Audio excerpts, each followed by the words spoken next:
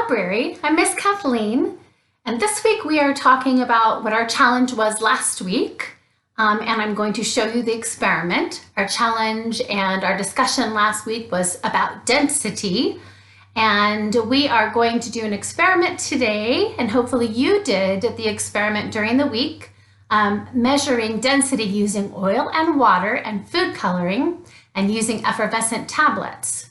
So let's go ahead and get started with that.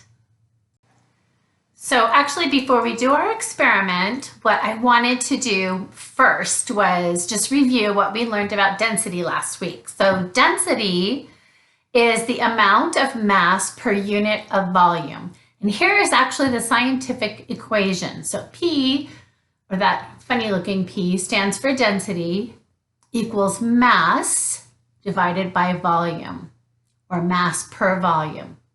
Okay, so in our oil and water density experiment, I want you to make a prediction. And if you did this already this week, that's great. So you already know the outcome.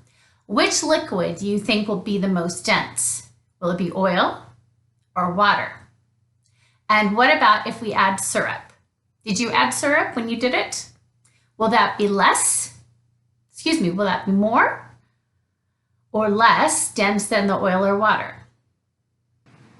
Hey, so we are ready to do our experiment. Here we have our oil, our water, here's our glass, and then we have some salt, and we have our effervescent tablets, and our food coloring, green.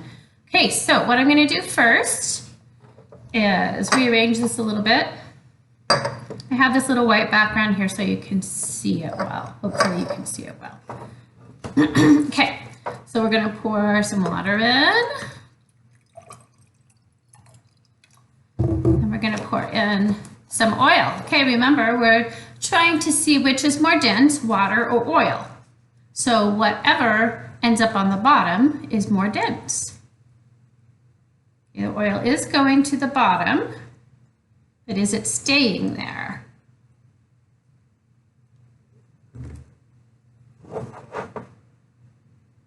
Looks like it's not. It is rising up. Okay, so all of the oil ended up on top, didn't it? Let's have some fun with our green food coloring. Okay, I'm gonna put a few drops in here. 1, 2, 3, 4, 5, 6. Okay, they're sinking. Can you see that they are sinking? I'm gonna carefully show this to you. They're sinking. Are they going down to the water? Not quite yet. Okay, so we're gonna help the food coloring along now by adding the salt. Let's see what happens when the food coloring absorbs some of the salt.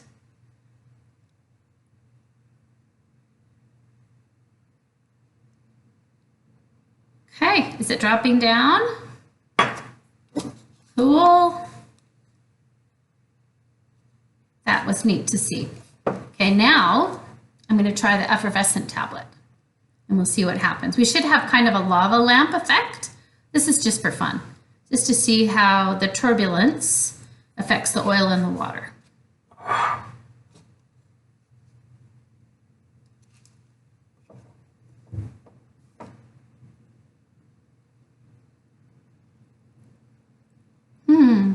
That's pretty. Okay, while we're watching that, we're going to do part 2 of our experiment. Here's another glass. I actually have some syrup off to the side here. We talked about adding syrup too. So I'm going to add water. Ooh, I can hear it too, the effervescence. And oil. Okay, same thing, right? The oil is rising. I need to add some more oil. Okay, then let's add some blue food coloring. And then I think we're going to add a little bit of syrup, onto my counter. We're going to add some syrup and see if this is more dense than water, more dense than oil, or less. And maybe it will take some of the food coloring down with it too. Okay, let's see if it settles.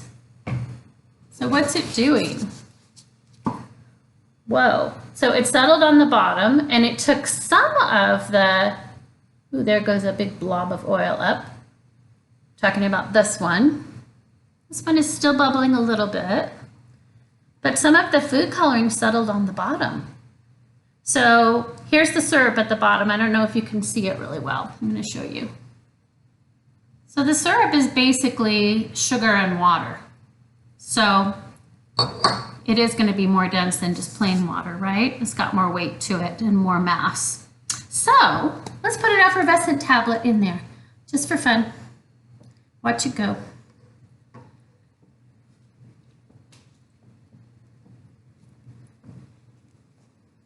Oh, that's pretty.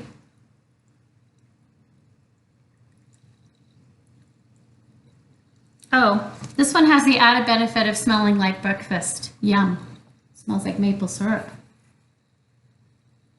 That's really pretty, huh? Okay, here's an interesting outcome. Some of the food coloring has remained in little globules. It didn't all go to the bottom like it did with just our oil and water. It's remained in the little globules, whatever. Okay, I hope you thought that was fun. I thought it was pretty cool. Were your predictions correct? What were the outcomes? So we learned that water is more dense than oil. When we added syrup, which was the most dense? Well, water is still more dense than oil, obviously, but it's also more dense than syrup. And syrup is more dense than oil. So did any of those outcomes surprise you? Okay, I want to switch gears here. I want to talk about something that needs to be less dense than water all of the time. And that is a ship on the water or a boat on the water, any body of water. Logic tells us that ships must be less dense than water, right? Otherwise they would sink. So while ships are built of heavy materials, they're carefully engineered to be more full of air so that they're less dense than water. Okay, what about submergibles like submarines, which can float or sink? Well, there is some careful technology involved there. In fact, the Navy needs to be very precise about knowing the saline content or the saltiness of the water in which the submersible is in order to make sure that it can submerge when it needs to and emerge when it needs to. The Navy does not want the submarine popping up just at random times, right? So that's very carefully considered. I want you to try this experiment in your sink or bathtub. Okay, take an empty plastic water bottle and put it in the water. Do you think it will float or sink? And how can you make the water bottle sink? That's right, you're going to fill it with water. Okay, now I want you to pour some of the water out. How much water inside the bottle is required to make it more dense than the water that it's floating in? In other words, how much water do you need inside the bottle to make it sink? Then you can try this experiment in your sink or bathtub with other objects. If they sink, are they more or less dense than the water? Remember, if something sinks in water, it's more dense than water. If it floats, it's less dense than water. Well, I hope you had fun today learning about density with our liquid experiments, and I hope that you'll continue to experiment on your own. And I will look forward to seeing you next week with LABrary. Thanks for joining me. Bye.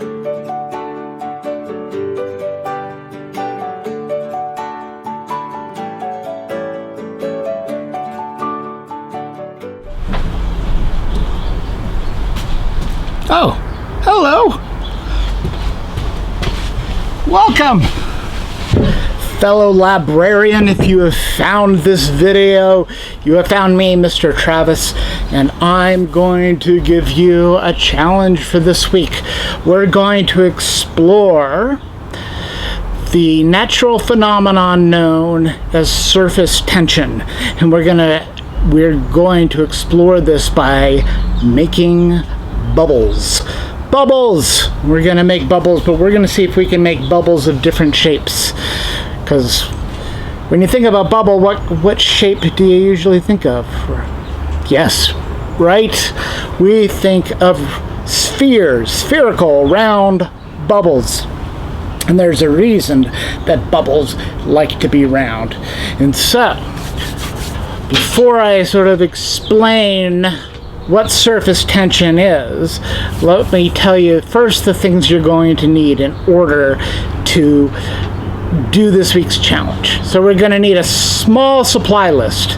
So the first thing you're going to need is some pipe cleaners. So you're going to get yourself some pipe cleaners, and then you're going to get yourself some bubble solution, some bubble making solution. So you can either buy that from the store, or I will give you a good recipe for making bubbles right now.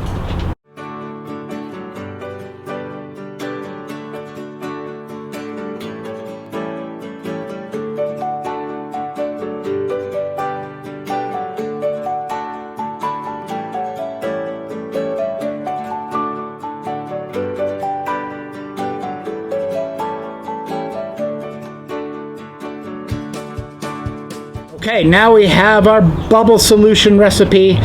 The other couple of things you're going to need a straw, and you're going to need a bucket. You're going to need something that you can put your bubble solution in and dip it in there to make your bubbles. So those are really all the things you're going to need in order to make bubbles of different shapes. We're going for bubbles that are not spheres. We're shaped bubbles. Okay, so let's explain a little bit how bubbles are made.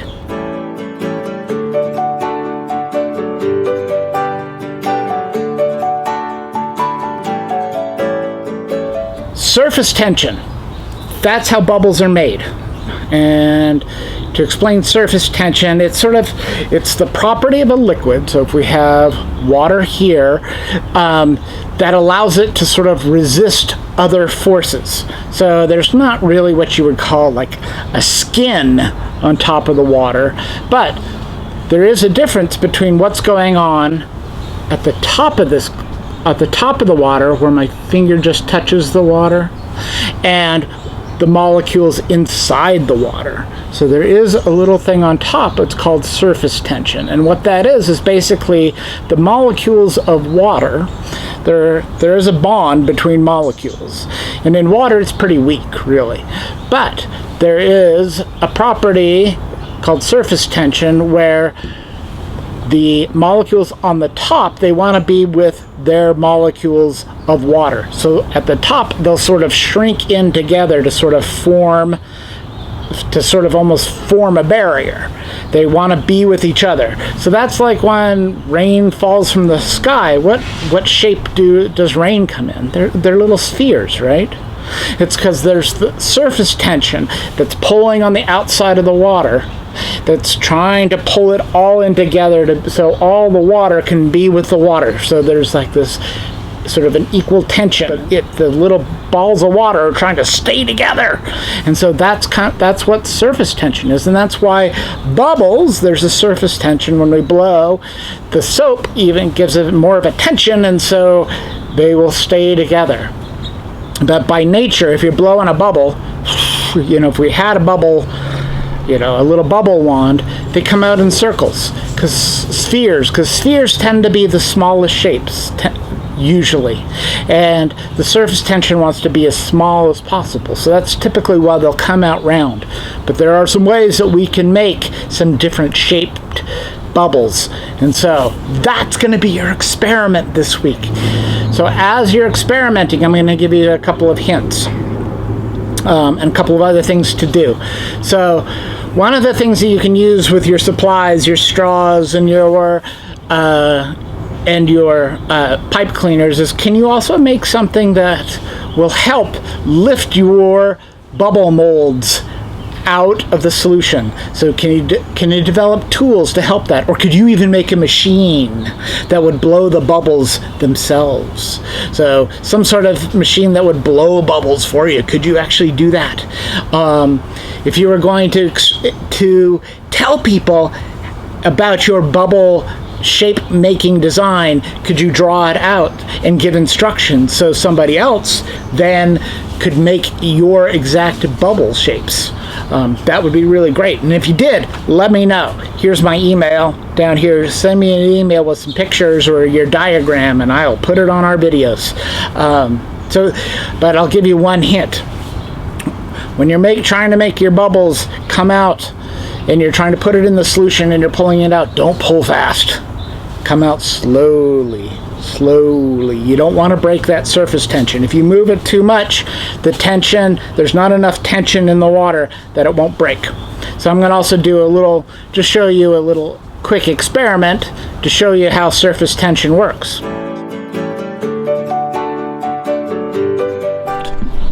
We've got some water and some rubber bands. And the rubber in the rubber bands is actually heavier than the water. So if I put this rubber band in the water and let it go, let's see what'll happen. Oh, it sinks. It sinks. But now, let's take the rubber band. We're going to drop it on top of the water. Oh, look. It is floating. Even though it's heavier than the water, it is floating. And if you kind of look around, you can see some of the water sort of bunching up against the sides of the rubber band. And if I push it down in the water, you'll see, oh, it sinks. It sinks. So the tension is pulling together because all the water molecules want to be with the water molecules, and it's stopping the rubber band from sinking.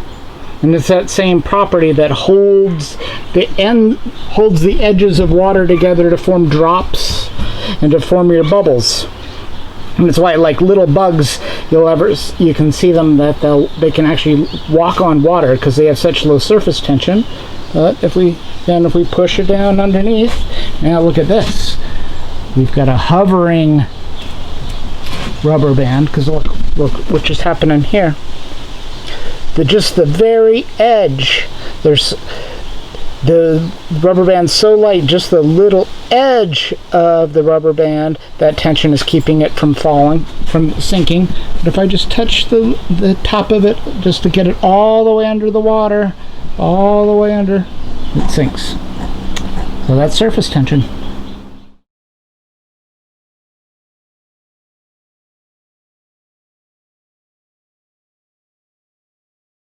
So have fun with this. Next week I'll show you what I did to try and make my own bubbles, bubble shapes.